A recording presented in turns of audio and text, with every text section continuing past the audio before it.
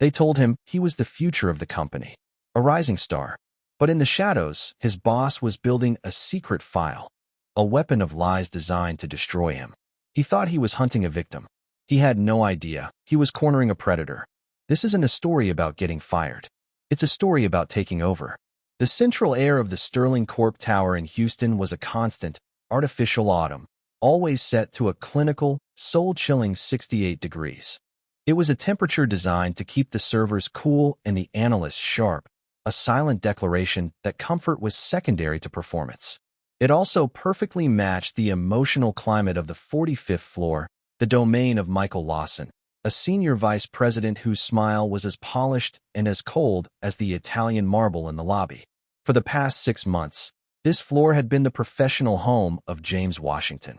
At 28, James was a brilliant financial analyst, a rising star with a near-photographic memory for market data and an intuitive grasp of algorithmic trading that felt like a sixth sense.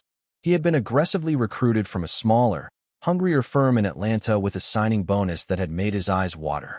He had quickly noted on his first day, the only black man in a department of 50 people, a demographic island in a sea of crisp, white shirts and quiet, confident nods.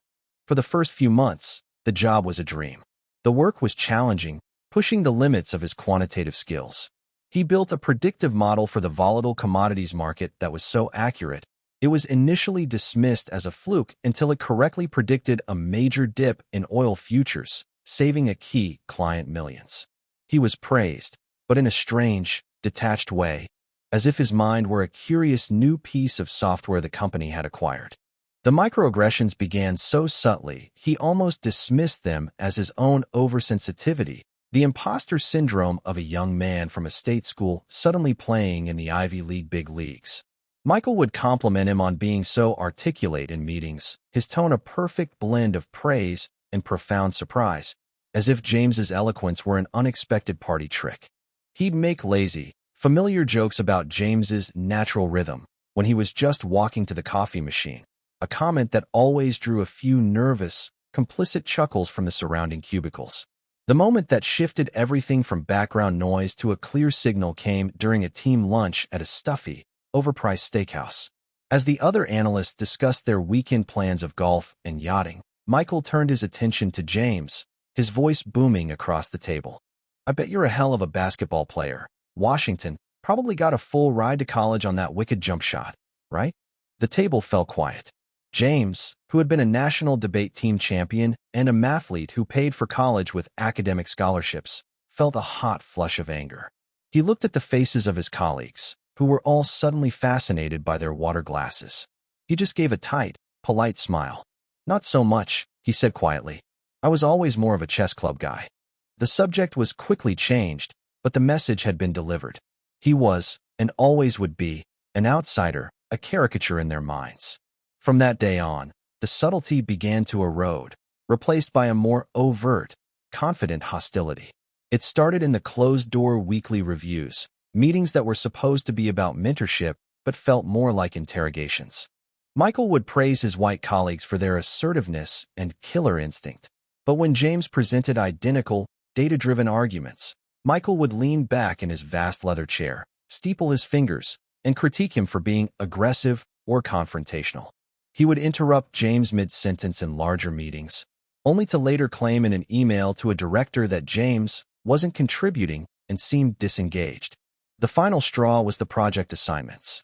He began giving James the department's hospital passes, failing projects with impossible deadlines, accounts on the verge of collapse that had been mismanaged by Michael's favored inner circle. His latest assignment was a post-mortem on a disastrous derivatives trade that had lost the company nearly $8 million. Michael presented it as a high-trust opportunity, but James, after one look at the data, knew it was a setup. The trade had been personally approved by Michael, a fact that was buried 3 layers deep in the system logs. James was being tasked with writing a report that would either force him to lie and blame the market, or tell the truth and directly accuse his own boss of incompetence. It was a perfect, no-win scenario. It was a slow, methodical, corporate execution. That night, James went home and opened a new, encrypted file on his personal laptop. He began to document everything. not with emotion, but with the cold, dispassionate precision of an auditor. Every condescending comment, every impossible deadline, every two-faced email was saved, categorized, and time-stamped. He was building a case file. After 6 long months of this escalating harassment, with a file thick with irrefutable evidence, he did what the glossy, optimistic corporate handbook told him to do. He filed a formal, detailed complaint with the Human Resources Department, trusting the system that promised to protect him. He was about to learn that the system was not designed to protect him. It was designed to protect men like Michael. The Human Resources Department at Sterling Corp was a beautiful, sterile suite of offices on the 30th floor, all blonde wood and frosted glass, designed to project an aura of calm, Scandinavian transparency. It was run by a woman named Susan Miller, the Senior VP of Human Capital, a title of such corporate grandeur that it was almost comical. Susan was the platonic ideal of a modern HR executive, impeccably dressed, with a vocabulary of weaponized empathy and a PhD in organizational psychology from a university James had never heard of. She listened to James's story in her pristine office, a picture of deep, furrowed concern on her face, nodding in all the right places and murmuring phrases like, "That's deeply troubling. This is a safe space, James, and I'm so sorry you've had to experience that." She took his meticulously organized file, a thick binder of printed emails and logged incidents, and praised his thoroughness. "This is exactly the kind of documentation we need," she said, her voice a comforting purr. She promised a full and impartial investigation and assured him of the company's absolute, unwavering zero-tolerance policy for harassment of any kind. "You did the right thing by coming to us, James. Now let us handle it." For 1 week, there was a blessed, hopeful silence. James felt a weight lift from his shoulders. He had trusted the process. He had followed the rules. For the first time in months, he allowed himself to believe that things might actually get better. Then, the retaliation began, a campaign of corporate ghosting so subtle and so effective it was a work of art. It started with an email. A crucial data report for a project he was leading was sent out to the entire team, except for him. When he asked the junior analyst about it, the young man stammered an apology about a mistyped email address, his eyes darting away, unable to meet James's gaze. Then, his one-on-one meetings with directors, the lifeblood of an analyst's career, were accidentally double-booked and then indefinitely postponed due to unforeseen scheduling conflicts. The friendly chatter from his colleagues, who had once been a source of camaraderie and shared ambition, became strained and quiet. They would fall silent when he approached the coffee machine. They would suddenly find an urgent task at their desk if he sat at their table in the cafeteria. They had been warned. They were distancing themselves from the problem. When James followed up with Susan, her voice over the phone was as smooth and cool as glass. "The investigation is ongoing, James," she'd said. "These things take time. We need to be thorough and respect the privacy of all parties involved." It was a perfect, corporate non-answer, a verbal smokescreen. But James knew the truth. He could feel it in the cold shoulders of his colleagues, and he could see it in the triumphant, predatory smirk that now never left Michael's face in meetings. His complaint hadn't been investigated. It had been buried. He realized with a chilling clarity that he was no longer just fighting for his job. He was fighting a deeply corrupt system that was closing ranks to protect one of its own. It was a feeling he hadn't felt in years, a cold, familiar anger mixed with a grim sense of purpose. Before he had entered the sterile, lucrative world of finance, James had been something else. He had been a journalist, an investigative reporter for a small, fearless online publication in Baltimore, a place where he had learned how to dig, how to follow the money, how to find the cracks in a perfect, corporate facade.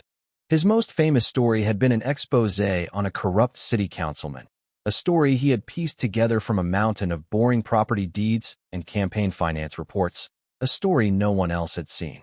He had left that world for the stability and structure of finance, but he had never lost the skills. He knew HR was a dead end.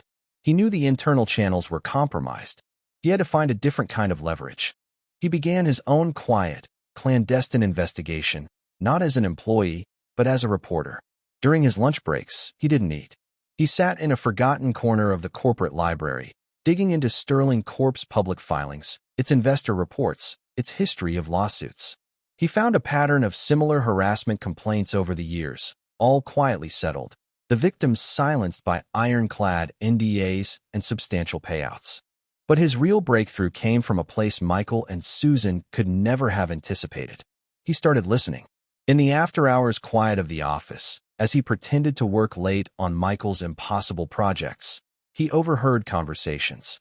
He heard Michael on a speakerphone call, laughing with another senior VP, referring to James's HR complaint as a little diversity drama that Susan was handling expertly.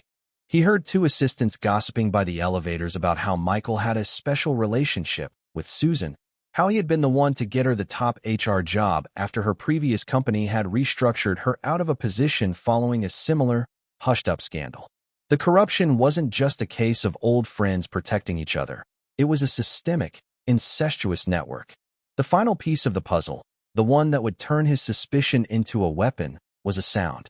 He had started leaving his phone on his desk, set to record audio, whenever he was called into Michael's office. It was a risky, legally gray move, but he was in a state with one-party consent laws, and he was desperate. And one afternoon, during a performance review where Michael was fabricating a new series of failures for his file, James captured it. "You people are always looking for a handout," Michael's voice, low and venomous, said on the recording. "You come in here, we give you a chance, and you think you can just sue your way to the top. It's not going to happen. Not on my watch. I'm building a file on you, Washington. And when it's done, you won't be able to get a job as a janitor in this town." It was the smoking gun. A direct, unambiguous threat, laced with pure, unadulterated racism.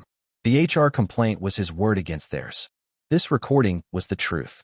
With the recording secured on a triple encrypted drive and backed up to a secure cloud server, James felt a fundamental shift in the power dynamic. He was no longer a victim waiting for the axe to fall. He was a hunter, patiently setting a trap and waiting for his prey to walk into it. He spent a full night just listening to the 45-second audio clip over and over, dissecting Michael's words. The sheer, casual venom of it was chilling, but the strategic part of his mind, the journalist's mind, saw it for what it was, a perfect, undeniable piece of evidence. He knew that simply releasing the audio would be a temporary, unsatisfying victory. It would be a scandal, yes, but corporations like Sterling were masters of weathering scandals. They would fire Michael, call him a rogue employee, issue a carefully worded apology written by a team of expensive lawyers, and the system itself, the complicit HR department, the culture of fear, would remain unchanged, ready to consume the next person who dared to speak up. He didn't want to just win his own battle. He wanted to burn down the entire corrupt fortress. He needed to show not just the racism of one man, but the deliberate, calculated complicity of the entire HR department. His plan required a final, public act of aggression from his enemies. He needed them to try and fire him, to make his termination the climax of their corrupt narrative, to prove that Susan's investigation was a sham from the start. He began to play their game, but with his own rules. He started communicating with Michael and Susan exclusively through email, meticulously creating a clean, digital paper trail that would be admissible in any court, including the court of public opinion. He would send polite, professional follow-ups to his HR complaint, each one a small, perfect brick in the wall he was building around them.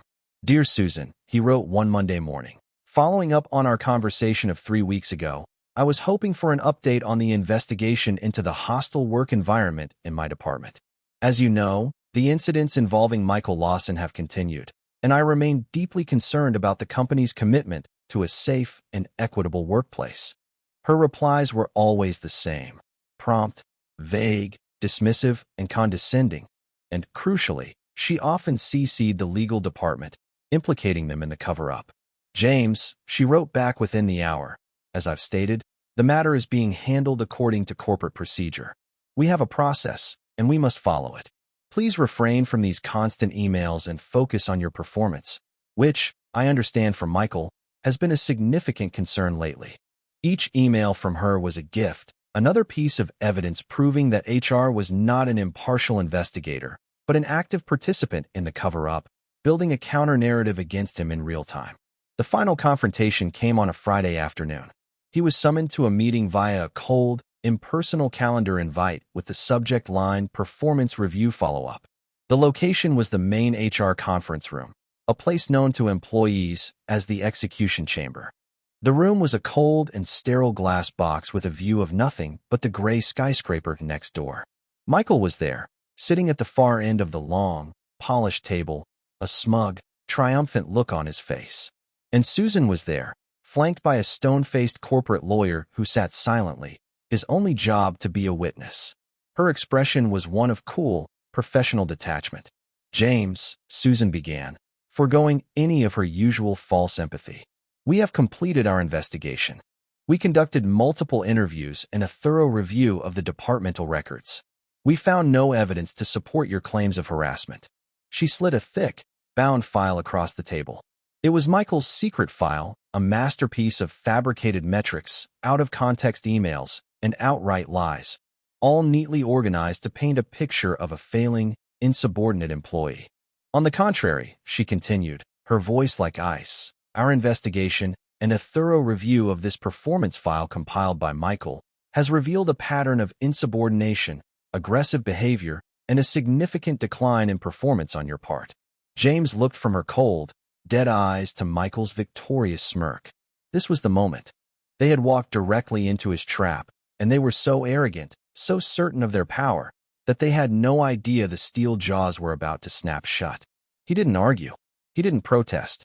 He simply nodded slowly, a perfect picture of defeated resignation. "I see," he said, his voice surprisingly calm, betraying none of the furious, triumphant energy thrumming in his chest. "Thank you for your time." He stood up, leaving the file of lies untouched on the table, a silent rejection of their fabricated reality, and walked out of the room. They thought they had won. They thought they had erased him. They had no idea they had just armed him for the war. James walked out of the Sterling Corp tower for the last time not with the slumped shoulders of a defeated man, but with the focused, purposeful stride of a journalist who had his story and was about to break it. The recording of Michael's racist tirade, the damning email chain with Susan's dismissive non-answers, and his own meticulous log of every microaggression. It was a perfect, self-contained narrative of corporate corruption, sealed and delivered by their own final, arrogant act. He spent the weekend not on job boards, but in his small apartment, turning his evidence into an unassailable weapon. He knew that to win, he had to control the narrative completely. He couldn't just dump the files online. That would be chaotic, and the corporation's powerful PR machine, with its army of lawyers and crisis managers, would quickly muddy the waters, painting him as a disgruntled, litigious employee seeking a payday. He needed a single, trusted voice to tell his story, a platform with enough credibility to make the story undeniable. He reached out to an old colleague from his journalism days, a reporter at TechCrunch named Sarah Jenkins, known for her fearless, in-depth exposés on corporate malfeasance in the tech and finance sectors. He sent her a single, encrypted email from a Proton Mail account. "I have a story that will burn down one of the biggest investment firms in Texas. It's a story of racism, corruption, and HR complicity. All I ask is that you let me tell it in my own words. I have receipts. All of them." Sarah, who trusted James's instincts implicitly from their time in the trenches together, replied in minutes. "Send me everything. You'll have your platform." James spent the next 48 hours crafting his story. It was not an angry rant. It was a cold, clinical, and devastatingly precise deconstruction of a system. He wrote a detailed, first-person account of his 6 months at Sterling Corp, laying out the timeline, the evidence, and the players, weaving in the audio clips and email screenshots as undeniable exhibits for the reader to see and hear for themselves. He painted a picture not just of one racist manager, but of an entire corporate culture that enabled and protected him. He gave the piece a simple, powerful title, The HR File. On Monday morning, just as the markets were opening and the executives at Sterling Corp were likely congratulating themselves on a problem solved, the article went live on TechCrunch. Simultaneously, a 3-minute compilation video James had edited, the greatest hits of Michael's recorded comments, culminating in his racist threat to ensure James would never work again, all set to a grim, corporate-sounding stock music track, was posted to TikTok from a new, anonymous account he had created. The effect was instantaneous and explosive. The article, with its irrefutable, detailed evidence, was a bombshell that sent shockwaves through the financial world, appearing on every Bloomberg terminal and in every industry newsletter. The TikTok video was a viral firestorm in the public one. It was shared by celebrities, by politicians, by civil rights activists. By noon, the hashtag Sterling Corporate was the #1 trending topic worldwide. The video had 5 million views. By 3 p.m., it had 15 million. The comments section was a torrent of fury and shared experiences. News vans began to gather like vultures outside the gleaming Sterling Corp tower. The company's stock, which had opened strong, began to plummet as panicked investors, fearing a full-blown SEC investigation and a mass client exodus, started dumping their shares. The board of directors, who had been blissfully unaware, were now in a full-blown, five-alarm crisis, their phones ringing off the hook with calls from journalists, investors, and their own furious families. The story was no longer a little diversity drama that Susan could handle. It was a global referendum on their integrity, and they were losing spectacularly.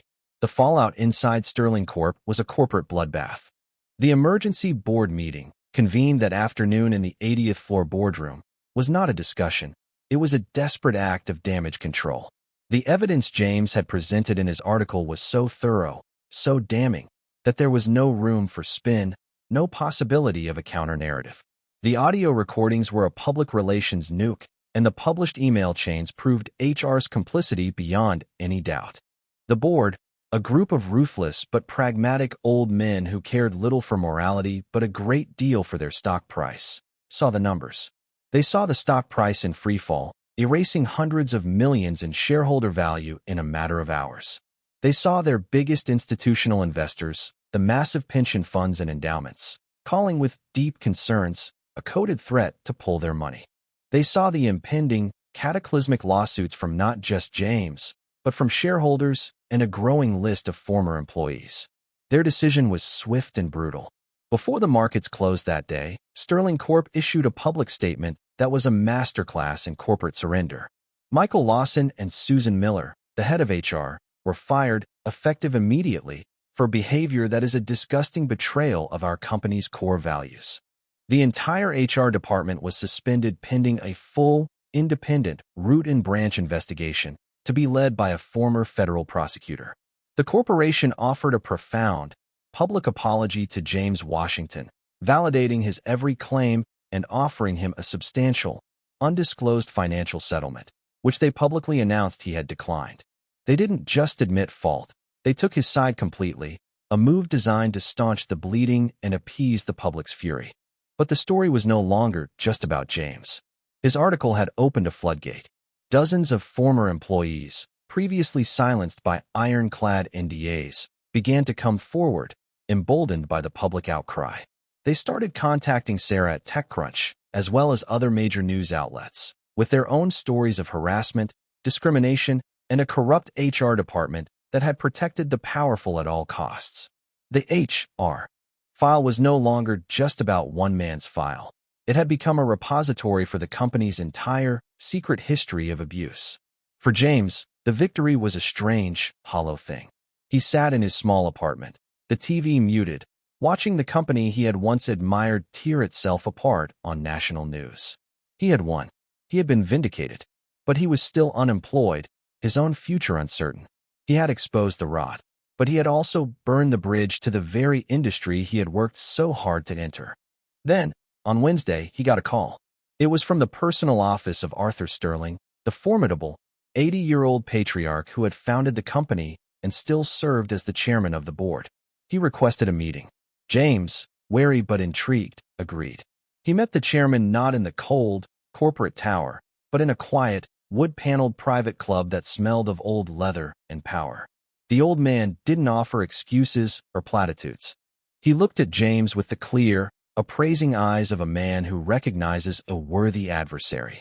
"You did what I should have done years ago," the chairman said, his voice a low, gravelly rumble. "You took out the trash." The culture in that division, under Lawson, it had become a cancer. "I was too distant, too trusting of the people I had put in charge. I was blind. You, Mr. Washington, gave me my sight back." He then made an offer that stunned James to his core. "I am not just offering you your job back. I am not just offering you a settlement. I am offering you Michael Lawson's job." And his title, Senior Vice President. "I don't want you to be another analyst. I want you to be a leader. I want you to go back to that 45th floor and burn it down, and then rebuild it from the ashes. I want you to build a department that is worthy of the name Sterling." The offer was a checkmate. It was not just a job. It was a mandate, a transfer of power, an act of profound, if calculated, surrender from the very top of the food chain. It was a chance to turn his righteous crusade into a lasting, structural change. To refuse would be to walk away from the very revolution he had started, to let the old guard sweep up the ashes and rebuild the same corrupt structure with a new, more discreet facade. To accept would be to step into the lion's den, to take command of a department that had tried to destroy him, filled with people who had stood by and watched it happen. James thought for a long, silent moment. He thought of his father, a man who had worked his whole life on a factory line, who had taught him that you don't just complain about a broken machine. You roll up your sleeves and you learn how to fix it, even if you get your hands dirty. He looked at the old chairman, a man who had everything to lose and who was, in his own ruthless way, offering a genuine chance at redemption, not just for James, but for his own legacy. "I'll take the job," James said, "but I will do it my way." His return to the 45th floor was a quiet, seismic event. The atmosphere of fear and complicity was gone, replaced by a tense, uncertain respect that was almost more palpable than the fear had been. He was no longer the quiet analyst in the corner. He was the man who had burned down the old kingdom and was now here to build a new one. His first act was not one of revenge. He called a department-wide meeting in the same conference room where he had been fired. He didn't talk about racism or harassment. He talked about data, integrity, and truth. He projected his original, meticulous file of Michael's harassment on the main screen for all to see. "This," he said, his voice calm and even, "is a record of a systemic failure. A failure of leadership, a failure of culture, and a failure of courage. This will never happen again in this department." He laid out a new vision, a culture where performance was measured by objective, transparent metrics that were visible to everyone, and where dissent and open communication were not just tolerated, but required and rewarded. His second act was to promote the one junior analyst who had, in the early days, quietly offered him a word of support when everyone else had looked away. He made her his second in command, a clear signal that loyalty to principles, not to power, was the new currency. His third act was to work with the board to create a new, truly independent oversight committee with a direct, anonymous reporting line to the board, a system designed to ensure that a story like his could never happen again. Over the next year, James Washington didn't just run a department. He transformed a culture. He hired a diverse team of the brightest minds he could find, people who, like him, had been overlooked by the old, biased systems. The 45th floor, once a cold, sterile monument to corporate conformity, became the most innovative, collaborative, and profitable division in the entire company, shattering all previous records. The story of the HR file became a legend in the corporate world, a cautionary tale taught in business schools. It was a story about the devastating power of social media, but it was also a story about the quiet, unshakable power of a single, principled individual. James never forgot where he came from.